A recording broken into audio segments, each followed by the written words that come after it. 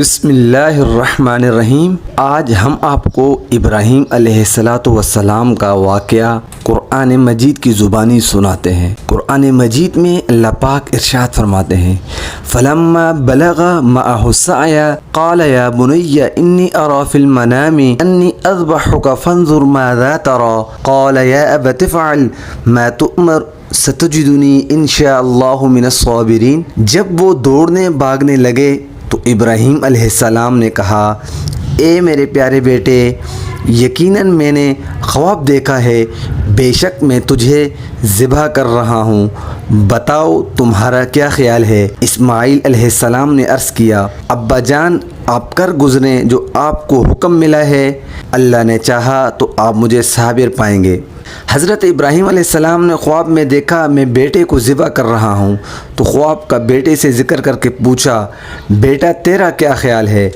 بیٹے سے پوچھنے کی کئی وجوہ ہو سکتی ہیں۔ اگر بیٹے نے خوشی سے اپنے آپ کو تعمیل حکم کے لیے پیش کیا تو وہ بھی ثواب کا مستحق ہو جائے گا، ورنہ حکم خداوندی کی تعمیل تو بہرحال کی جائے گی۔ دوسرا شاید یہ مطلب بھی ہو سکتا ہے وہ دیکھنا چاہتے تھے جس صالح بیٹے کی میں نے آرزو کی تھی کیا واقعتاً وہ صالح بیٹا ہے۔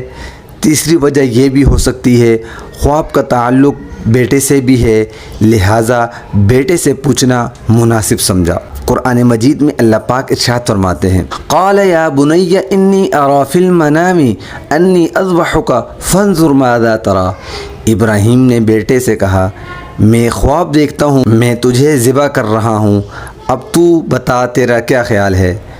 بیٹا باپ سے، قال یا ابت افعل ما تؤمر ستجدنی انشاء اللہ من الصابرین۔ اسماعیل علیہ السلام نے عرض کیا، ابا جان جو حکم آپ کو دیا جا رہا ہے اس سے کر ڈالیے، آپ انشاءاللہ مجھے صابروں میں سے پائیں گے۔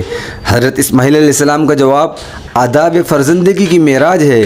اسی واقعے کے بارے میں علامہ اقبال نے یہ کہا تھا، یہ فیضان نظر تھا یا کہ مکتب کی کرامت تھی، سکھائے کس نے اسماعیل کو آداب فرزندی۔ باپ اور بیٹا بڑے پر اعتماد طریقے سے میدان مینا کی طرف جا رہے تھے۔ اسی اثناء میں ابلیس لعین راستے میں کھڑا بڑے اضطراب کے ساتھ ایثار و وفا کے پیکران کا راستہ روکنے کے لیے کھڑا ہوتا ہے۔ اللہ تعالیٰ کی عبادت و اطاعت کا عظیم الشان اور عدیم المثال مظاہرہ شیطان مردود کس طرح دیکھ سکتا تھا؟ چنانچہ شیطان بھاگم بھاگ حضرت حاجرہ کے پاس گیا اور کہنے لگا، اے اسماعیل آپ کا بیٹا کدھر گیا ہے؟ حضرت حاجرہ علیہ السلام نے فرمایا، وہ اپنے والد کے ساتھ گیا ہے۔ شیطان نے کہا، اے حاجرہ تجھے خبر نہیں اسے ابراہیم ذبح کرنے کے لیے لے گیا ہے؟ حضرت حاجرہ علیہ السلام حیران ہو کر پوچھتی ہیں، کبھی ایسے بھی ہوا ہے باپ اپنے بیٹے کو ذبح کرے، اور خاص کر اتنے خوبصورت اور نیک سیرت بیٹے کو؟ اب شیطان نے سوچا شاید میرا داؤ چل جائے گا، کہنے لگا، اے اسماعیل آج ابراہیم اسے ضرور ذبح کر دے گا، کیونکہ ان کا کہنا ہے مجھے ایسا کرنے کا خدا نے حکم دے رکھا ہے۔ حضرت حاجرہ علیہ السلام نے فرمایا، اگر اللہ پاک نے ایسے ہی حکم دیا ہے تو جاؤ چلے جاؤ، میں اپنے اللہ پر اسی طرح راضی ہوں۔ حضرت حاجرہ سے مایوس ہو کر شیطان جمرہ عقبہ، یعنی آج کل جس کو بڑا شیطان کہا جاتا ہے، اس کے پاس کھڑا ہو کر ابراہیم علیہ السلام کو پھسلانے کی کوشش کرتا ہے، لیکن حضرت ابراہیم علیہ السلام نے 7 پتھر مارے۔ پھر دوسری جگہ جمرہ وسطیٰ کے پاس، اگر تیسری دفعہ جمرہ اولیٰ کے پاس شیطان نے آخری کوشش کی۔ حضرت ابراہیم علیہ السلام تینوں جگہ 7 کنکریاں ماری۔ نبی پاک صلی اللہ علیہ وسلم نے کنکریاں مارنے کو بھی حجاج کے لیے شعائر قرار دے دیا۔ ابراہیم علیہ السلام کی اپنے رب کے حضور بے مثال قربانی آج سے ہزاروں سال بیشتر دنیا کے ایک گوشے میں عجیب و غریب واقعہ رونما ہو رہا ہے کہ وادی غیر ذی زرع پر 2 مخلص ترین وجود جمع ہیں۔ باپ کی زبان پر انی وجہت وجہی للذی فطر السماوات والارض حنیفا وما انا من المشرکین، میں سب کو چھوڑ چھاڑ کر ایک ہی ذات کا ہو گیا ہوں جس نے زمین و آسمان کو پیدا کیا اور میں مشرکوں میں سے نہیں ہوں۔ بیٹھا آنکھیں موند کر گردن اور چہرہ زمین کے ساتھ لگائے ہوئے بس یہی کہے جا رہا ہے، ستجدونی انشاء اللہ من الصابرین، آپ انشاءاللہ مجھے صابروں میں سے پائیں گے۔ چشم فلک نے ایسا نظارہ نہ پہلے کبھی دیکھا اور نہ ہی کبھی آئندہ کرے گا۔ حکم الہی کی تعمیل میں جناب خلیل اللہ علیہ السلام نے جگر گوشہ کو پیشانی کے بل کنکریلی زمین پر لٹایا تاکہ پیارے اور معصوم بیٹے کو دیکھ کر باپ کا جذبہ اللہ تعالیٰ کی راہ میں رکاوٹ نہ بنے۔ چنانچہ اللہ پاک ارشاد فرماتے ہیں، فلما اسلم وتلہ للجبین، جب باپ بیٹے نے سر تسلیم خم کر دیا اور ابراہیم علیہ السلام نے بیٹے کو پیشانی کے بل لٹا دیا، جس بیٹے کے لیے وہ مدتیں دعائیں مانگی تھیں، جس کی خبر گیری کے لیے میلوں سفر کیا تھا، جس کو ہاجرہ علیہ السلام نے پیار کی لوریاں دی تھیں اور جس چہرے کو چوم کر اپنے دل کو تنہائی میں تسلی دیا کرتی تھی، آج وہی چہرہ مٹی میں لتھڑا ہوا الٹا پڑا ہے۔ حضرت ابراہیم علیہ السلام نے بیٹے کو زمین پر لٹا کر یہ ثابت کر دیا، اللہ کی رضا جوئی کے لیے ہر چیز قربان کی جا سکتی ہے، اور یہی راستہ ہے جس سے آدمی اصل نیکی تک پہنچتا ہے۔ اللہ پاک قرآن پاک میں ارشاد فرماتے ہیں، لن تنالوا البر حتى تنفقوا مما تحبون وما تنفقوا من شيء فإن الله به علیم، تم نیکی کو ہرگز نہیں پا سکتے جب تک اللہ کی راہ میں وہ چیز خرچ نہ کر ڈالو جس کو تم بہت عزیز سمجھتے ہو، اور جو کچھ بھی تم خرچ کرو گے اللہ اس کو خوب جانتا ہے۔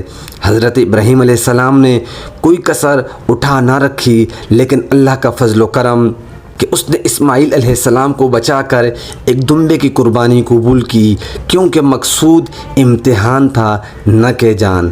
اللہ تعالیٰ قرآن پاک میں ارشاد فرماتے ہیں، لن ینال اللہ لحومها ولا دماؤها ولکن ینالہ التقوی منکم، اللہ تعالیٰ کو ان کے خون سے اور گوشت سے غرض نہیں، بلکہ اسے تو تم سے تقوی مطلوب ہے۔